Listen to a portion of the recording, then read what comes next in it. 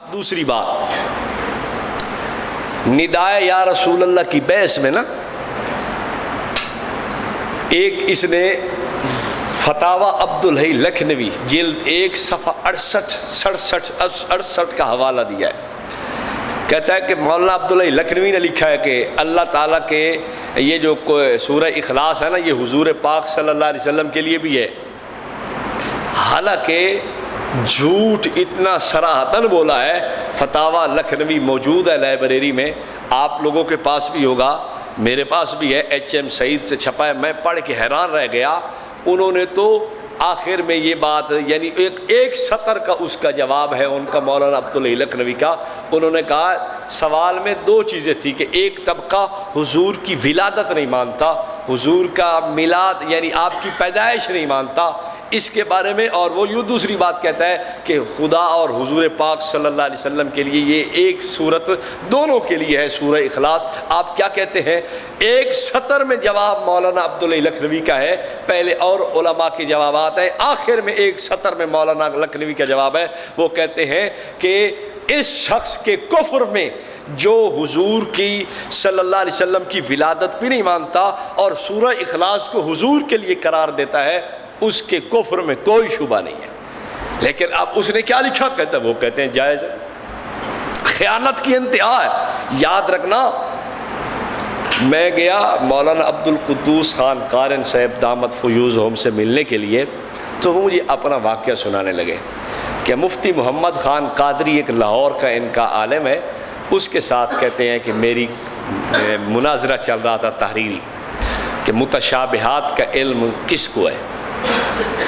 تو ابا جی نے مجھے کہا، امام اہل سنت مولانا سرفراز خان صفدر رحمہ اللہ نے، کہ بیٹا خیال کرنا اس کے حوالوں پہ اعتماد نہ کرنا، اس لیے کہ حلالی رضا خانی وہی ہے جو حوالے میں خیانت کرے،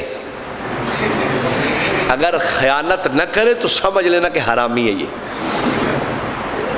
میں حیران تھا کہ ابا جی بادشاہوں والی باتیں کرتے ہیں، میری اس سے کئی گھنٹوں کی تفصیلی گفتگو ہوئی ہے اور تحریری چل رہی ہے، تو کوئی اس نے خیانت نہیں کی۔ ابا جی مجھے ایسی بات کیوں کہہ رہے ہیں؟ ابا جی نے کہا بات سنو بیٹا، میں اس فتنہ سے ایک عمر تک لڑتا رہا ہوں، میں اس کی ساری باتیں جانتا ہوں۔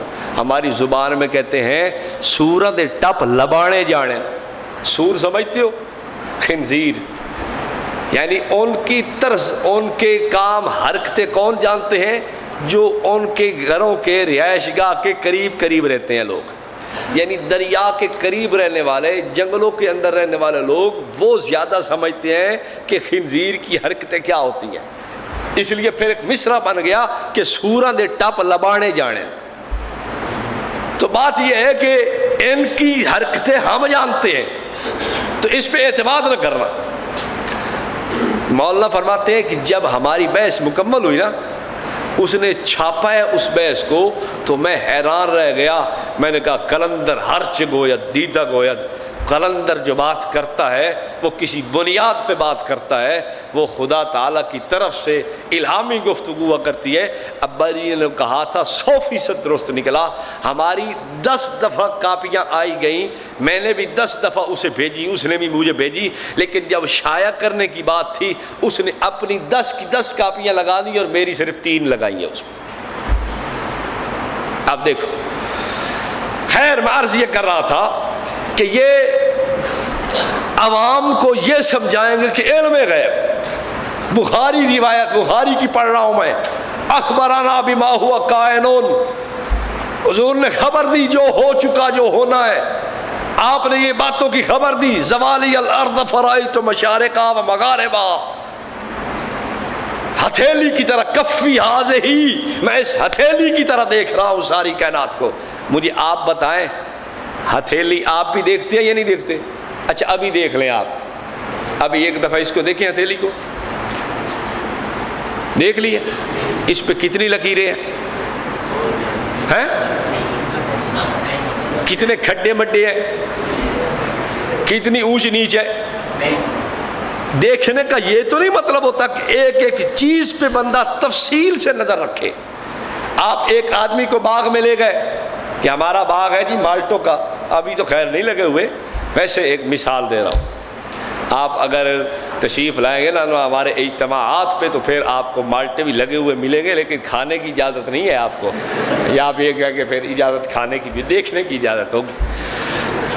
آپ کو ہم نے کہا آئے مولانا ہم آپ کو اپنا باغ دکھاتے ہیں۔ میں نہیں کہہ رہا، یہ مولانا خبیب صاحب کی بات کر رہا ہوں، میرا تو ایک مالٹا ہی کوئی نہیں پاؤ، میں باغ کی تو نہیں بیٹھا۔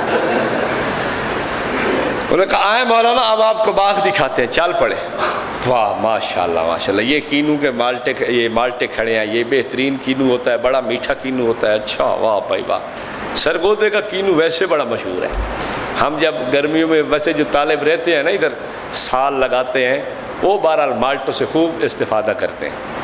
ہم بھی پھر کبھی کبھی آتے ہیں تو پھر ہمیں بھی کھانے کا موقع مل جاتا ہے، تو مالٹا سرگودے کا مشہور ہے، میٹھا مالٹا ہوتا ہے۔ کہا حضرت یہ مالٹوں کے آپ دیکھ رہے ہیں، یہ بوٹے لگے ہوئے ہیں، یہ دیکھیں یہ دیکھیں، واہ بھائی واہ ماشاء اللہ۔ اب آپ نے جو دیکھا ہے تو ایک ایک پتے کو گن لیا ہے، ہاں؟ مقصد ہے کہ اجمالی طور پہ دیکھا ہے نا۔ آپ کہیں کہ میں باغ کی سیر کی ہے، بالکل سیر کی ہے، اس کا یہ تو نہیں مطلب کہ آپ نے ایک ایک ذرے کو گنا ہے، ایک ایک ذرے کو ناپا ہے، آپ نے اس درخت کی پیمائش دیکھ کے ساری ناپ لی ہے۔ آپ کہیں گے مولوی صاحب کار پاکا را قیاس از خود مگیر گرچہ مان در نوشتن شیر و شیر۔ مولوی صاحب پاک لوگوں پہ اپنے پہ قیاس نہ کرو، لکھنے میں شیر اور شیر ایک جیسا ہوتا ہے، لیکن شیر وہ ہوتا ہے جو دنیا کو کھاتا ہے، شیر وہ ہوتا ہے جس کو دنیا پی جاتی ہے۔ تو آپ اپنے جیسا قیاس کر رہے ہیں۔ اب میں نے کہا میں دلیل سے بات کرتا ہوں۔ رسول محترم صلی اللہ علیہ وسلم بیت المقدس کی زیارت کر آئے تھے، دیکھ آئے تھے یا نہیں؟ بولیے نا، دیکھی تھی نا، سیر کی تھی، بیت المقدس کو دیکھا تھا۔ تو جب واپس تشریف لائے تو کافروں نے کیا کہا ہے؟ تسی کہندے ہو کہ میں دیکھ کے آیا، اوتے کنے دروازے سن، کتنی کھڑکیاں سن، انہاں دے بوہے کتنے سن۔ اب آپ یہ دیکھ رہے ہیں نا، آپ کو بیٹھے ہوئے تقریباً 4 گھنٹے یہاں ہونے لگے ہیں، آپ دوسرا سبق پڑھ رہے ہیں، آپ نے دروازے دیکھے ہیں، کھڑکیاں دیکھی ہیں، آپ کو اب ذہن میں ہے کہ کتنے کھڑکیاں ہیں؟ یہ تو سرکار نے خود ارشاد فرمائی ہے، اور فرمایا کہ میں اتنا کبھی بھی پریشان نہیں ہوا جتنا اس موقع پہ پریشان ہوا۔ معلوم یہ ہوا کہ دیکھنا اجمالی تھا، کفی ہی کی بات بھی اجمالی، زوالی الارض فرائیت مشارقہا و مغاربہا بھی اجمالی، اخبرنا بما ہوا کائن الی قیام الساعہ بھی اجمالی۔ جو نبوت نے بتایا سمجھایا تفصیلی نہیں تھا، اجمالی تھا، تفصیلی محیط علم خالق جل مجدہ کا ہے۔